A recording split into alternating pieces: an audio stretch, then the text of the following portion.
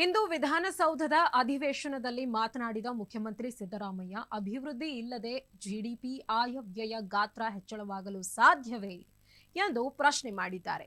ಹಿಂದಿನ ಬಿಜೆಪಿ ಸರ್ಕಾರದವರು ಏನೂ ಅಭಿವೃದ್ಧಿ ಮಾಡಿರಲಿಲ್ಲ, ಬರೀ ಲೂಟಿ ಹೊಡೆದವರು. ನಾವು ಗ್ಯಾರಂಟಿ ಯೋಜನೆಗಳ ಜೊತೆಗೆ ಅಭಿವೃದ್ಧಿಯನ್ನೂ ಮಾಡಿದ್ದೇವೆ.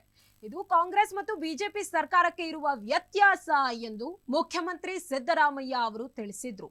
ಅವರು ಇಂದು ವಿಧಾನಸಭೆಯಲ್ಲಿ ಆಯವ್ಯಯ ಭಾಷಣ ಕುರಿತ ಚರ್ಚೆಗೆ ಉತ್ತರ ನೀಡಿದ್ರು. ಬಸವರಾಜ ಬೊಮ್ಮಾಯಿ ಅವರು 2023ರ ಫೆಬ್ರವರಿಯಲ್ಲಿ 3.9 ಲಕ್ಷ ಕೋಟಿ ರೂಪಾಯಿ ಗಾತ್ರದ ಆಯವ್ಯಯ ಮಂಡಿಸಿದ್ರು.